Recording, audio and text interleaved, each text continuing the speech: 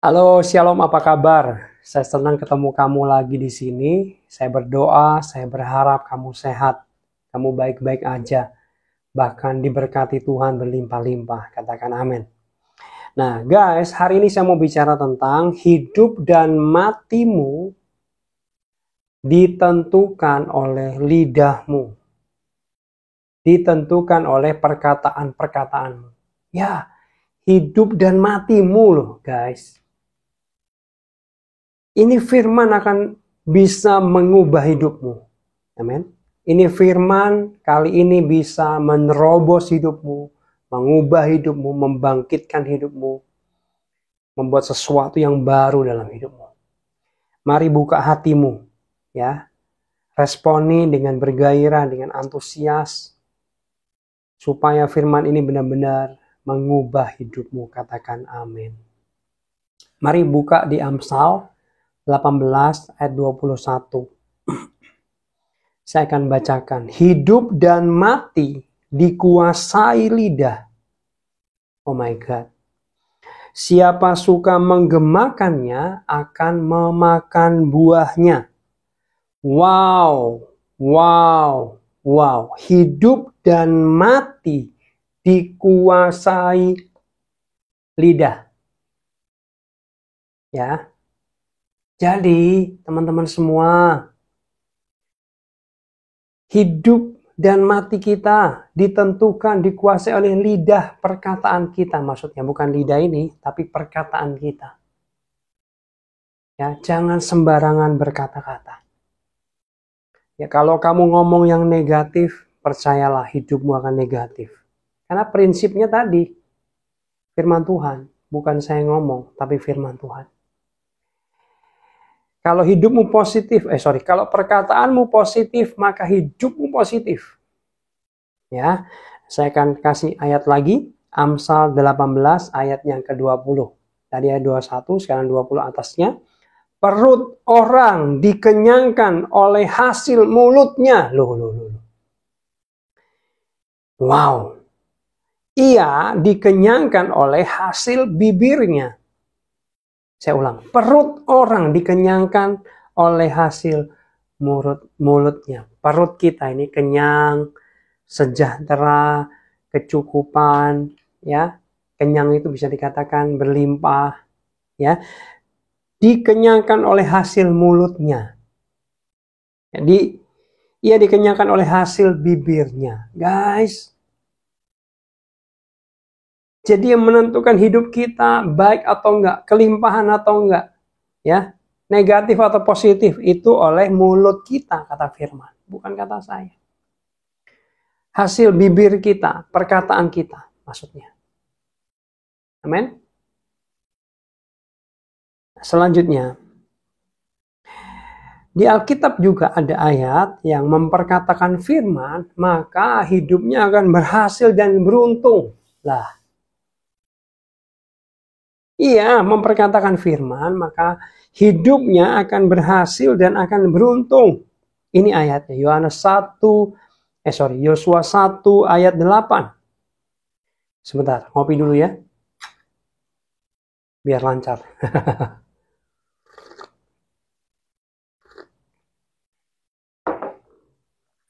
Saya akan bacakan. Janganlah engkau lupa memperkatakan kitab Taurat ini, tetapi renungkanlah itu siang dan malam, supaya engkau bertindak hati-hati sesuai dengan segala sesuatu yang ditulisnya. Sebab dengan demikian perjalananmu akan berhasil dan engkau akan beruntung. Jadi di sini diminta jangan lupa, katanya, memperkatakan firman. Kitab Taurat ini memperkatakan firman. Contoh perkataan firman salah satunya Yohanes 10 ayat 10. Aku datang untuk memberi hidup dan hidup dalam kelimpahan. Kamu pegang ayat itu. Jadi Yesus datang, Tuhan Yesus datang untuk memberikan kita hidup dan hidup dalam kelimpahan. Aku akan kelimpahan, kamu bisa katakan itu. Aku akan hidup berkelimpahan karena Yesus datang membawa hidup kelimpahan kepadaku.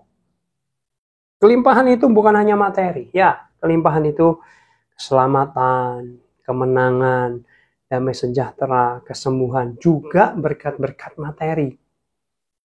Jangan semuanya rohani, enggak. Amin. Tapi ada berkat-berkat materi, jasmani juga. Jadi ada dua macam berkat. Berkat rohani dan berkat jasmani. Nah, selanjutnya mengatakan yang sebaliknya dari negatif, kondisi yang negatif, kepada perkataan yang positif. Mengatakan yang sebaliknya. Yoel 3 ayat 10b. Baiklah orang yang apa? Tidak berdaya, yang KO, yang kayaknya kalah, yang lemes, yang menderita, yang terpuruk, berkata, apa guys? Berkata, aku pahlawan. Aku ini pahlawan. Aku ini pahlawan. Ya, mengatakan yang sebaliknya. Mungkin kondisimu sedang negatif, sedang terpuruk, sedang hancur, sedang porak-poranda, sedang menderita. Tapi dengar baik, Alkitab ngajak kita untuk memperkatakan yang positif atau yang sebaliknya. Aku akan bangkit, gitu ya. Aku akan diberkati berlimpah-limpah. Aku akan kaya, hutangku lunas, kira-kira gitu. Ya. Dan yang kita katakan ini, yang kita ucapkan ini akan dilakukan Tuhan. Sebentar. Wajahmu kayaknya kurang percaya. Guys, yang kita katakan akan Tuhan lakukan. Yang benar Kak, kita ini siapa di hadapan Tuhan? Sampai segitunya Kak? Iya, bukan saya yang ngomong, tapi firman. Kenapa saya bisik-bisik ya? Dalam Bilangan 14 ayat 23. Pegang ayat ini baik-baik. Pegang erat buat hidupmu. Ini keren banget ayat ini. Bilangan 14 ayat 23. Katakanlah kepada mereka. Ini kata Tuhan ya. Demi aku yang hidup, demikianlah firman Tuhan, bahwasanya seperti yang kamu katakan di hadapanku, demikianlah akan kulakukan kepadamu. Oh my God. Dikatakan gini, apa yang kamu katakan di hadapanku nak, aku akan lakukan kepadamu. Oh my God. Guys, ini kan luar biasa banget. Dan guys, saya sudah ngalami. Ya, saya sudah ngalami. Nah, ternyata kesimpulan dari ayat-ayat yang kita baca, ada berapa ayat? 2, 4, 5 ayat yang sudah kita baca tadi, kita menyimpulkan yuk. Kesimpulannya kira-kira gini. Ada senjata ajaib di mulut kita. Katakan amin. Ya, mulut kita ini ternyata senjata yang ajaib. Kita bisa create hidup kita dengan mulut kita. Kita bisa menciptakan sesuatu di hidup kita melalui mulut kita, melalui perkataan-perkataan kita. Ini senjata, guys. Mulutmu ini senjata.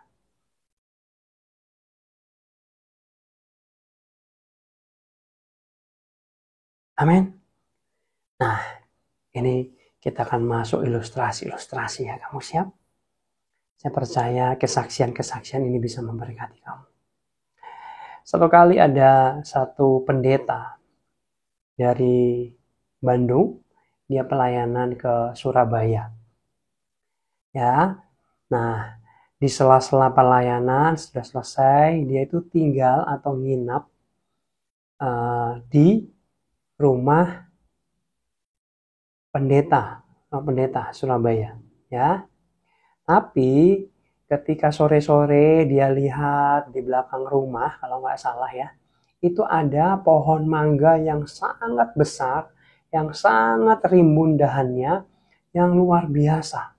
Lalu pendeta tamu dari Bandung ini ngomong, wah ini pohon mangga luar biasa ya, begitu subur, begitu rindang daun-daunnya, luar biasa. Tapi si tuan rumah, pemilik pohon mangga itu nyeletuk, Pak Pendeta. Percuma juga Pak punya pohon mangga rimbun kayaknya subur, tapi nggak pernah berbuah Pak. Hah? Nggak pernah berbuah? Iya, dari dia kecil sampai besar sekarang sama sekali tidak pernah berbuah satupun. Hah? Kok ada ya pohon mangga subur rindang tapi kok nggak pernah berbuah? Lalu singkat cerita, pendeta yang punya rumah itu, tuan rumah itu, ya masuk ke dalam lah kira-kira gitu. Lalu pendeta dari Bandung ini ngeliat pohon mangga ini. Kamu nggak berbuah ya? Buat apa kamu hidup? Pohon mangga, dengerin aku ya. Dalam nama Yesus, aku perintahkan kamu berbuah. Kalau enggak, nanti tahun depan aku kesini lagi. Akan aku potong kamu. Ngapain kamu hidup? Ya, mending aku potong aja, tebang. Kayunya aku pakai buat kayu bakar atau apa. Nggak berguna kamu kalau nggak berbuah. Awas kalau kamu berbuah. Saya perintahkan kamu berbuah. Dalam nama Yesus. Lalu guys, singkat cerita. Ya, beberapa bulan setelah itu dia mendapat kabar dari tuan rumah pemilik pohon mangga itu. Pak Pendeta, apa yang Bapak Pendeta lakukan?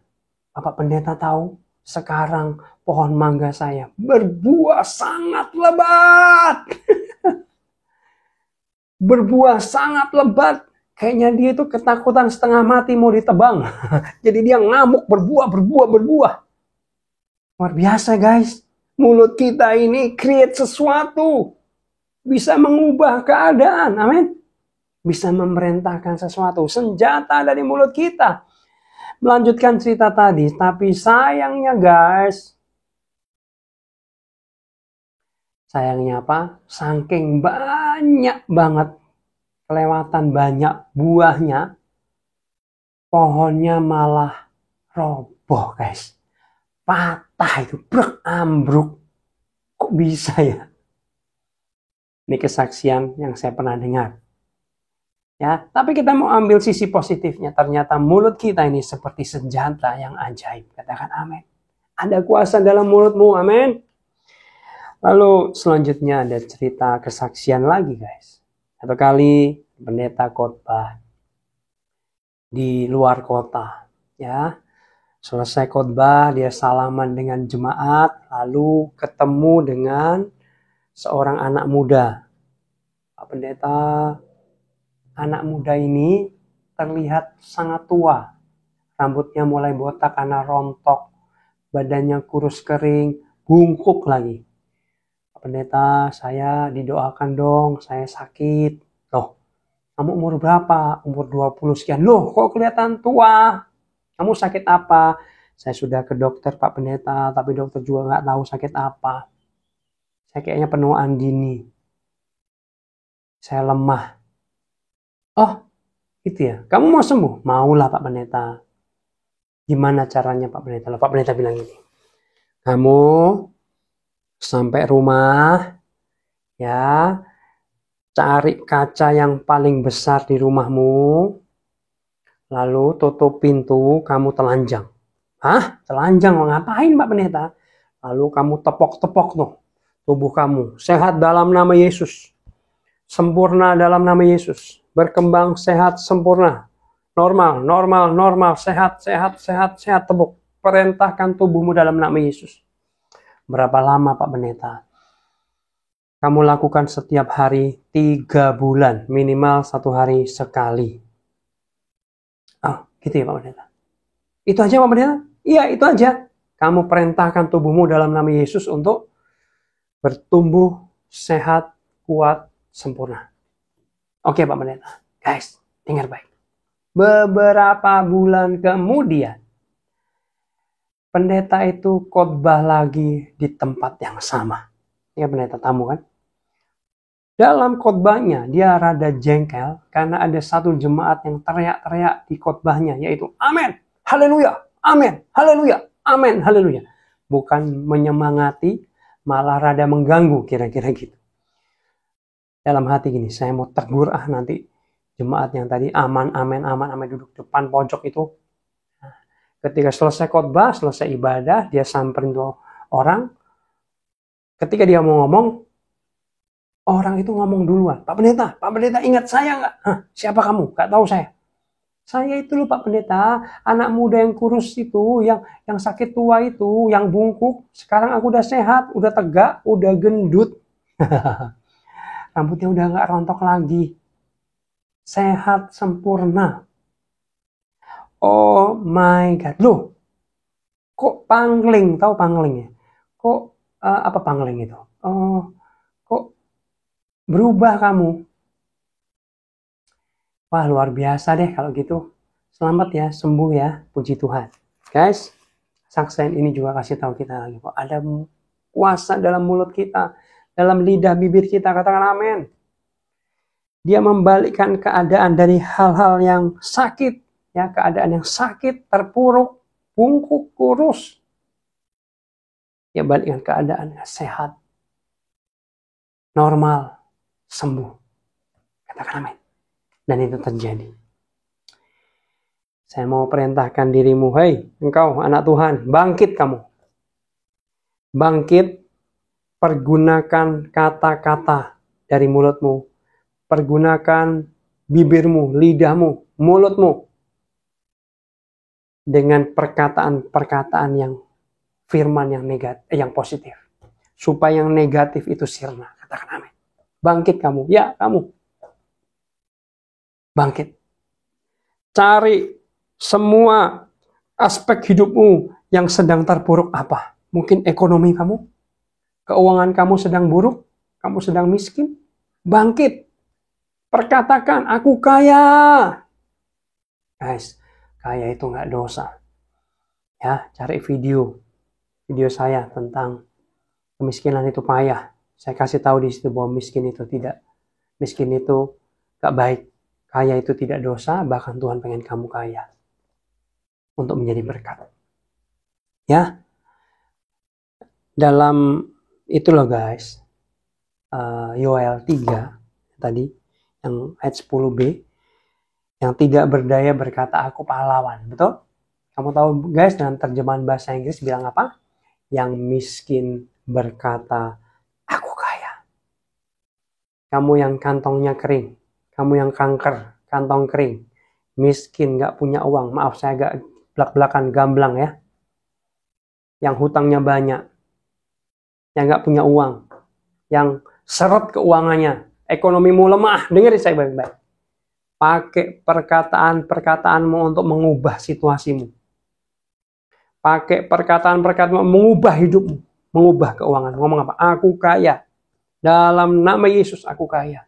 Tuhan buka jalan sehingga aku ketemu dengan orang tepat, aku kreatif, aku menghasilkan uang yang banyak dan hutangku semua lunas. Karena ada ayat Alkitab ngomong gini guys.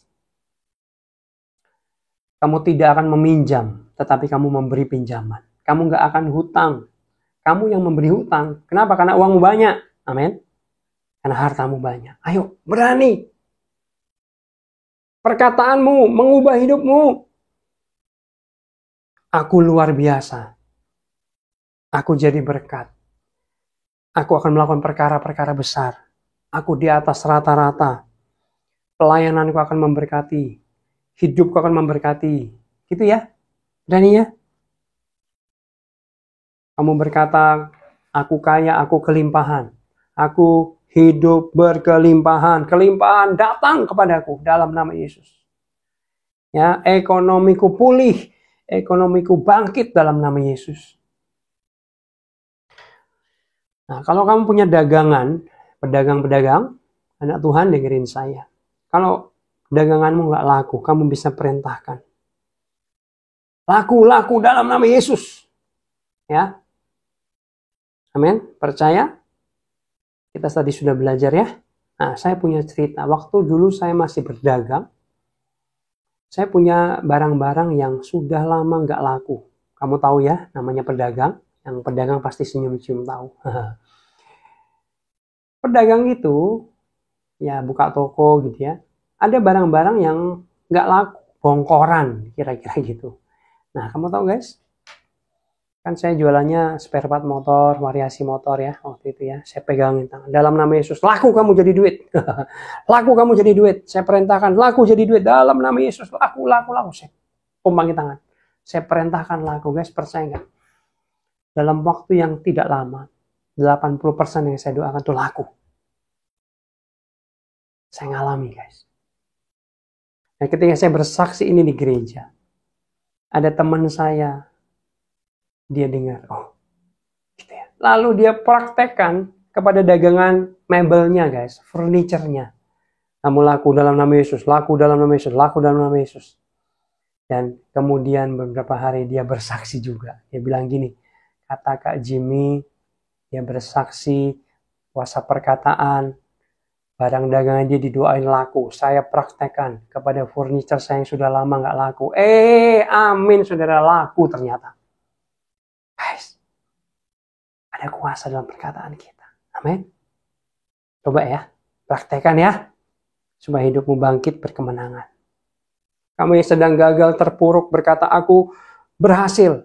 Aku bangkit dalam nama Yesus. Aku sukses dalam nama Yesus. Kamu yang berkarir, ya karirmu yang mandek nggak naik-naik, kamu berani berkata, karirku naik, aku dapat promosi, aku naik jabatan, aku naik gaji, aku menjadi pemimpin. Ya, kenapa? Karena ketika kamu mengatakannya, telingamu mendengar dan kamu percaya, maka percayalah guys, tubuhmu juga, dirimu juga akan berupaya secara tidak kamu sadari untuk melakukan kamu kaya, untuk melakukan kamu berprestasi di karir kamu. Kamu jadi lebih rajin secara tidak langsung. Kamu lebih sungguh-sungguh bekerja. Ya, itu yang akan terjadi. Makanya kesuksesan, keberhasilan yang kamu ucapkan, itu akan mendekat kepadamu. Gitu loh guys. Guys, ingat ya, saya ngalami.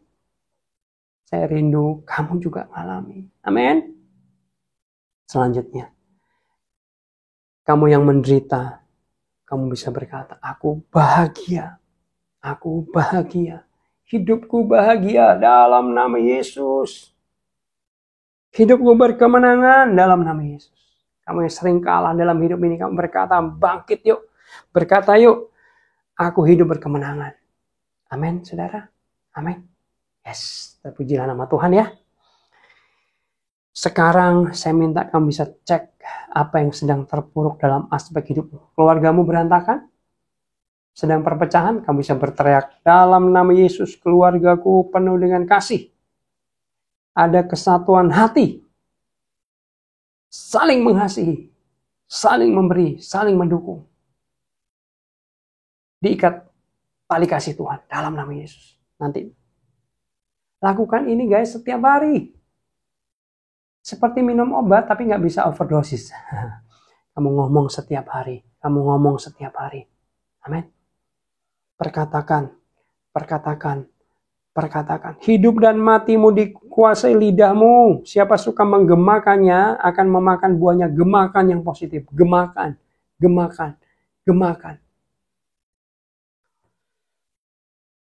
Perut orang kenyang. Perut orang dikenyangkan oleh hasil mulutnya.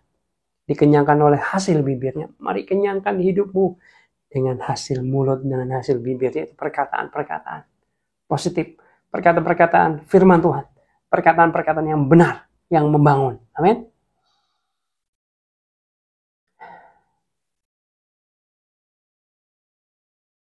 Percayalah bahwa apa yang kita katakan di hadapan Tuhan, maka Tuhan akan melakukannya bagimu. Itu menurut Bilangan 14 ayat 23. Yuk guys, kita berdoa. Bapa, hamba berdoa dalam nama Yesus. Buat teman-teman, saudara-saudara yang menyaksikan video ini. Yang mereka hidupnya biar diubahkan, dibangkitkan, dipulihkan Tuhan. Dalam nama Yesus. Biar mereka mulai saat ini, mulai hari ini, mulai sekarang ini. Pakai mulut mereka sebagai senjata yang ajaib untuk mengubah hidup mereka. Karena aku percaya Tuhan, Engkau sendirilah yang memberi kuasa kepada mereka di mulut mereka. Dan di dalam nama Tuhan Yesus ada kuasa. Tuhan, bantu mereka. Biar mereka berani memperkatakan firman-Mu, berani membalikkan keadaan buruk mereka menjadi keadaan yang baik, bahkan sangat baik. Dan nama Tuhan dipermuliakan. Terima kasih. Hidup mereka berubah. Hidup mereka dibangkitkan. Hidup mereka diberkati luar biasa. Dalam nama Yesus. Amin. Guys, semoga ini bisa menjadi berkat. Kalau kamu diberkati, boleh nggak bagikan video ini kepada orang-orang yang kamu kasih. Supaya hidup mereka boleh diubahkan juga. Hidup mereka boleh diberkati.